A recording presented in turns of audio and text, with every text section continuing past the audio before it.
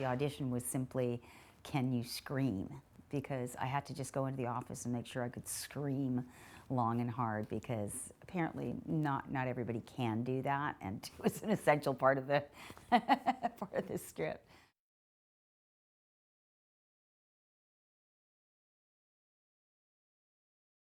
I was just a kid, and he was a locations manager on a movie that had come to town. We both lived in Montreal, and the industry was very new at the time.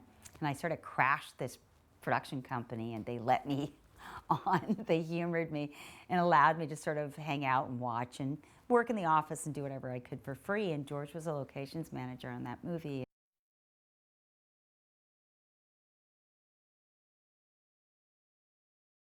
How do you explain George? All I can say about George is that George, when I was younger, I never questioned George's direction.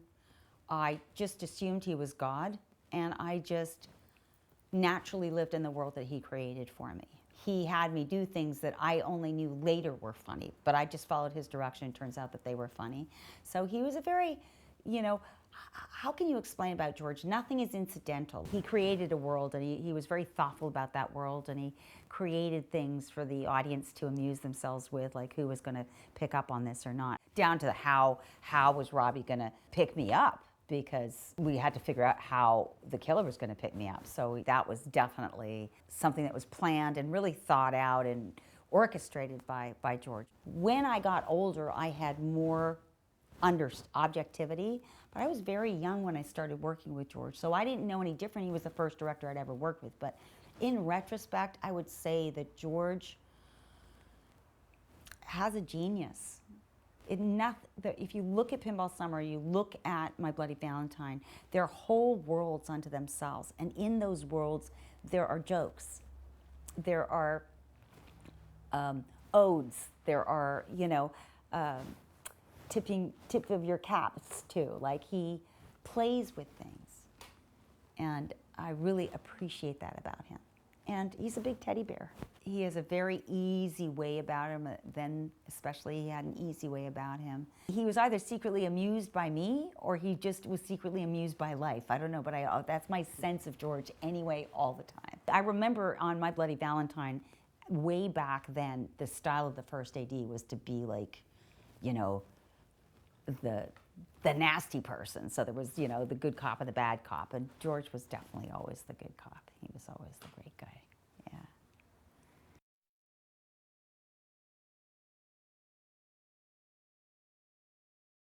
We never got the full script, and no, none of us knew who it would be. I don't think I ever thought it might be me. I don't think it ever occurred to me that it might be me. I think I was pretty sure that it wasn't me. No, we enjoyed the not knowing of it, and we didn't talk about it much amongst ourselves, trying to guess who it might be, because we enjoyed the experience of living the world that we were living in. So our characters didn't even know that it was going to happen. So when we were off set, I don't recollect us having a discussion about it, because that would have ruined the feeling that we had, that we were all sort of in on building this universe that we all wanted to believe in. You know, we all lived in that world, so it never did come up. And I don't ever remember wondering who it was, because my character didn't even know it was going to happen, so I didn't. I was a method actress, and I just knew what the character knew. In fact, I was crazy. I brought only the clothes that the character brought, and I'd had my hair cut for the character, so I was definitely, when I looked in the mirror, I was not myself. And, you know, sometimes I was a little frustrated by what my wardrobe was. I'm like, oh, I only brought character clothes. You know, I could not get away from myself at that point, but that was intentional.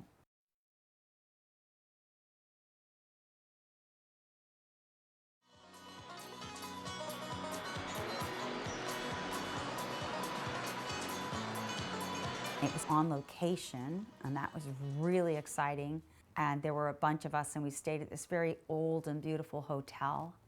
And I remember it being gray, and I remember it being sort of romantic. There was a lot that I remember about the experience of being in this tiny little beautiful town, this foggy little town with a cast. But it was heightened by the fact that we were all very young and very new to the business, and really passionate about acting and passionate about creating this world and this friendship and making it authentic, and we were learning about each other. So there was a lot that I remember about the experience of being in this tiny little beautiful town.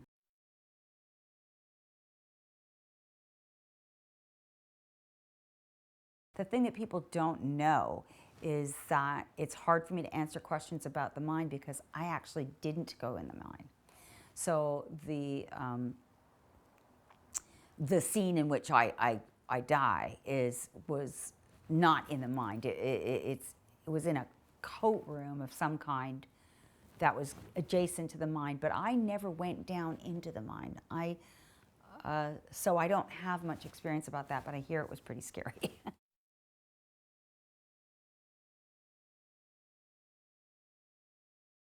My death scene was really fun because, again, at the time especially, I still think I'm a method actress, but I was particularly a method actress at that time. So I really wanted to have the experience, and having never had the experience, I had to imagine it. So I think I drove everybody just a little crazy because I was really trying to terrify myself.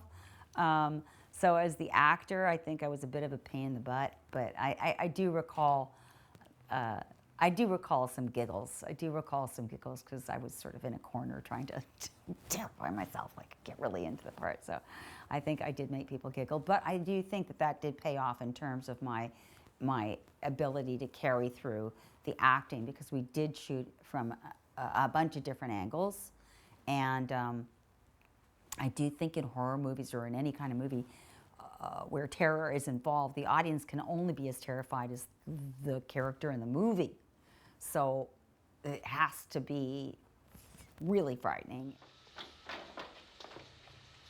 John, if you're trying to scare me, you're doing a good job. John? We had rigged coats coming up and down. A guy had a rig on, and at the time we were shooting with, I think it was 35 or 60 mil, I can't remember what it was shot, but it was a movie camera, and they are a lot heavier than video cameras. And I know that it was quite a chore for the camera person to have this rig on and be following us through these costumes. And I think that in terms of when Peter grabbed my head, and as I remember it, there was sort of like, there was like a strip where we were on some kind of dolly. I think it was on a dolly, and he was there, and somebody was pushing the dolly really fast, and he was sort of holding me, and then whoosh.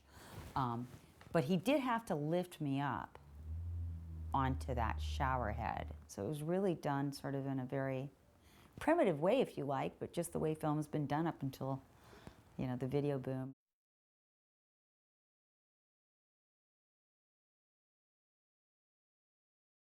Tom Berman did the cast. It was at least a half cast of me. I think it was just a half cast.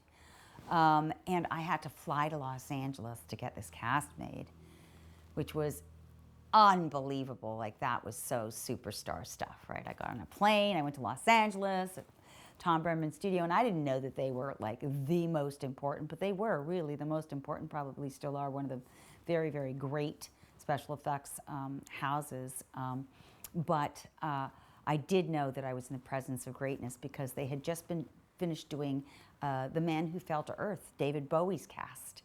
So they let me know that I was lying on the same table as David Bowie, and they regaled me with stories of David Bowie because I was covered in plaster, and it was just an amazing experience. The cast itself of me was pretty amazing to look at because it really, it was me in a face of horror, with my mouth gaping open, and so it was daunting. It was very daunting, be eating lunch and have my cast of me just sitting on a chair over there. It was pretty amazing. It was exciting. It was wonderful. And I remember I was wearing a very pale lavender sweater. And I think I had chosen that sweater, and that was the sweater I was to die in. And I don't know the contrast of my beautiful lavender sweater that I had just chosen. Like, I had done a horror convention in Toronto, and John Dunning's son gave me that cast. He had kept it all this time, and he gave it to me as a gift, which was such a wonderful gift. And I ended up giving it to a special effects person that did casts that I knew not only was fascinated by it, but also was able to take care of it because it was starting to disintegrate. And I really do feel it's a special thing. So some special effects person has it in a vault somewhere, and they're taking good care of it.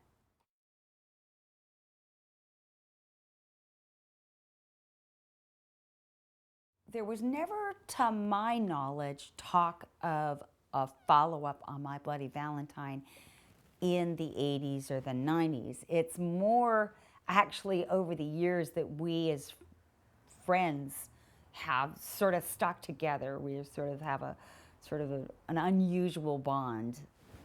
You know, I don't know. I suppose friends from high school are like that, or friends from college. Well, in this case, it's friends from this movie that we all sort of bounced off of. And we have since talked about it quite a bit, like how would it be, and who would people be, and how could we age it, and how could we make it interesting. And it's still being bandied around. I know George has ideas, you know. I know that we're thinking of ways to get it done. It'd be interesting to see if it would get done. It would be. I think that we would all just love to be on a set together again and sort of recreating a really exciting moment in our lives. I mean, I remember taking the bus back to the set bus back to the hotel and just really having experience. But I was only 15, I think, at the time, or maybe 16. But just thinking, oh, if I died now, I'd die happy. Like, this is the best time. And it really was. It was the best time.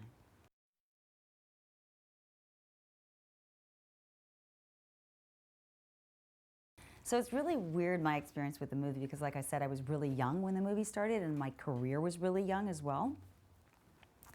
And it was only my second movie, and it did make it to a theater.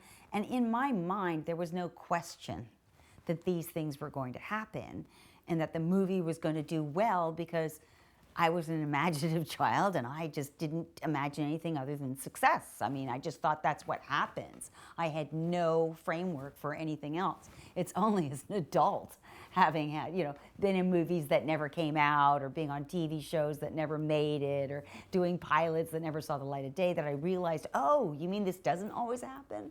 So I sort of was very, very lucky in my career, because I started off with a bang. I got the first movie I auditioned for. Both movies came out in the theaters. My train started running right from there. I just had a really good starting run, so I had no perspective. But in retrospect, now we're talking, I don't know, 30 years later, I don't know how many years later we're talking. I'm afraid to think, 40 years later? It is amazing. And it is amazing that out of all the things that I've done in my life, this has grabbed sort of the imagination of the people. But I do think horror is special in that way. Horror fans are really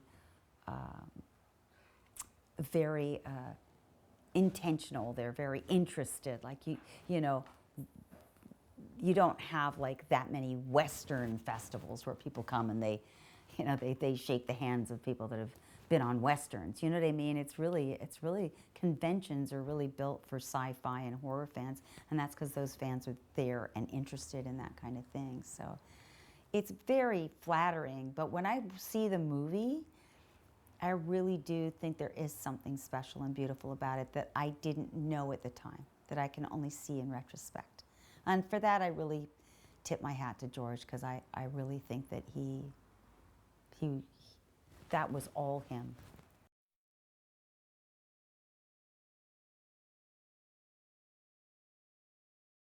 Alf was a very special person.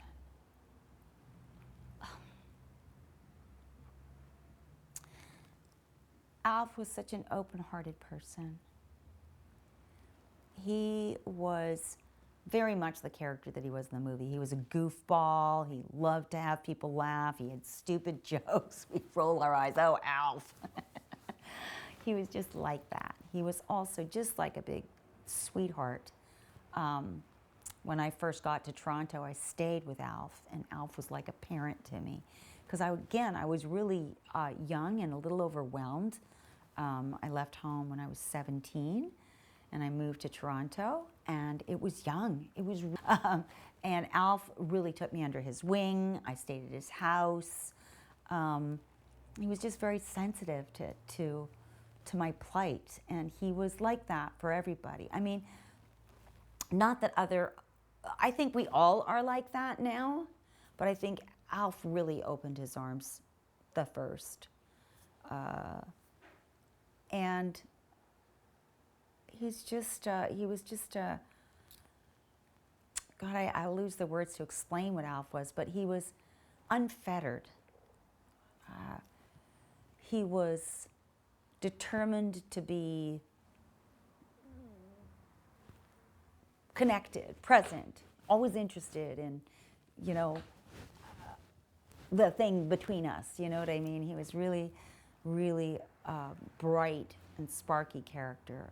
Alf had a wonderful life. He had a wonderful marriage. He had wonderful children. He had a wonderful career. He was well thought of in Toronto. He did a lot of wonderful things. He was the life of the party. He was all of that. So there's that.